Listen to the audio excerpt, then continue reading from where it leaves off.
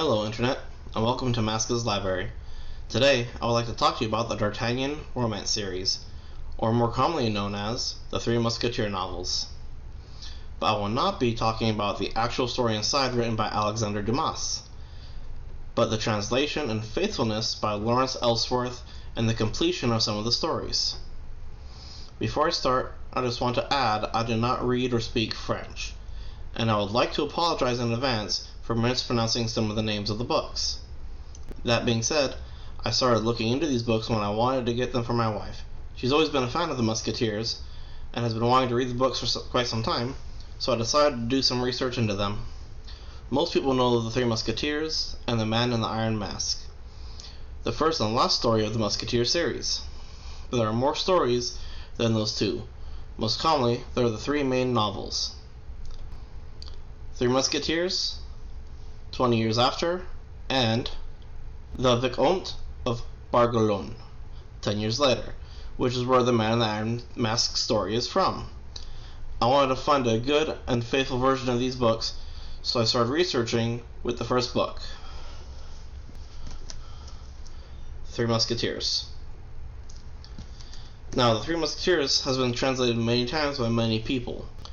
Unfortunately, there was a stretch of time where the books had to conform to the 19th century English standard, those being the Comstock laws in the US passed in 1873 and the Obscene Publications Act of 1857 in the UK and Great Britain, which meant all of the explicit and implicit references to sexuality were removed from the books, affecting the readability of several scenes and making the story not flow properly and feel choppy. I found a few versions that were mostly faithful still. Most of them were either much older printings or newer printings. One of the versions that's regarded to be not a good read is The Queen's Necklace from Wildside Press. Another version is the one translated by William Barrow that is still in printing as an Oxford World's Classic. It is fairly faithful in a word-to-word translation to the original, but removes the explicit material. The Penguin Classics edition is quite faithful to the original and considered to be one of the better reads. I would also like to mention the Barnes & Noble Classic series with the introduction by Barbara T. Cooper, which is marked as a quality edition for an affordable price. The novel does not say who the translator was, but I have seen mixed reviews for this printing. From what I can tell, it looks to be a faithful translation with all the content still in place, but people who have read other versions don't seem to be very fond of this version. However, I have looked over the book myself and do have to say that the print is a little too small for my liking. That brings me to this one, a new translation by Lawrence Ellsworth, printed in 2019, and by all accounts, he is staying faithful to the original works, and the story is easy to read and flows very well.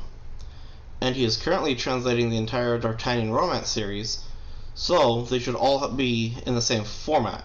As a collector, I like the books all being in the same format so they fit on the shelves properly. And they should all also have the same feel to them, as they were both written and translated by the same two people, Dumas and Ellsworth respectively. This brings me to the next book, The Count of Moret, or The Red Sphinx. Never before printed in the US, this story takes place right after the Three Musketeers, but none of the Musketeers actually appear in it.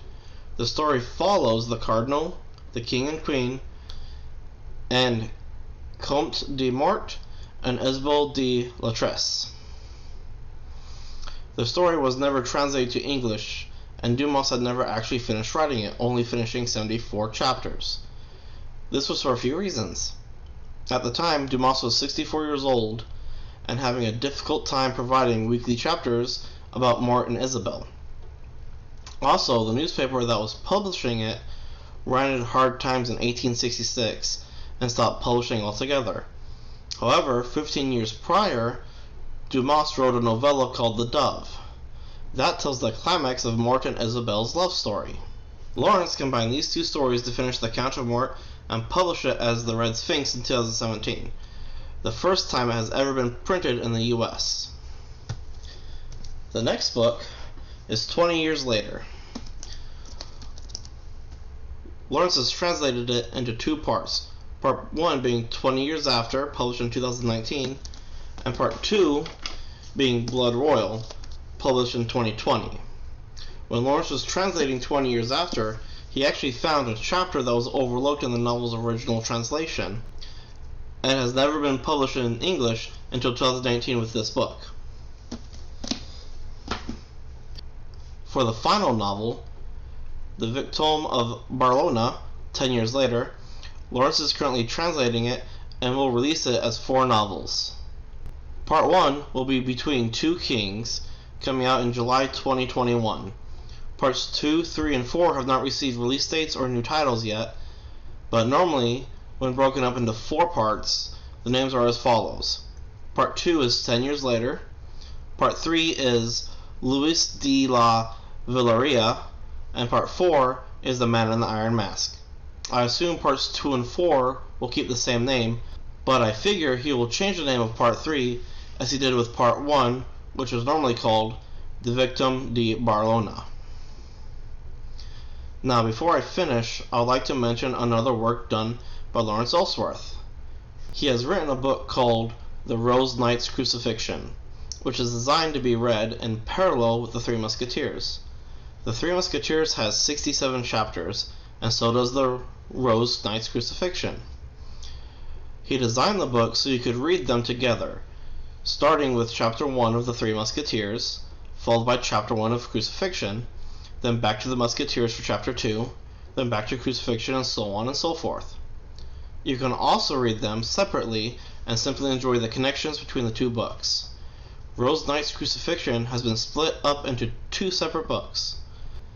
Book 1 being The Three Mystic Heirs, and Book 2 being The Three Monks of Tears. They look like they would be a fun addition to the Musketeer novels. Unfortunately, you can't get them in hardcover, whereas the rest of the books can come in either hardcover or paperback. The hardcover editions are nice. They have a dust jacket with beautiful artwork on them, the pages have decal edging, and are very good quality, and the print isn't too small either. Overall, the books are really nice. Well, that's all I have to say for the books for now. I hope this has helped anyone who's been wanting to read the Three Musketeers. I wasn't sure which versions are faithful, or not sure what order to read the books in, or why there's so many versions of the books with different names. Please leave a comment and let me know what you think. Let me know if I missed anything or got something wrong, and if you have read these versions of the books or any other versions, let me know what you think of them. I'll leave a reading order of the books and a time frame they take place in the description below, and links to some of the websites I used to help make this video. Thanks for watching!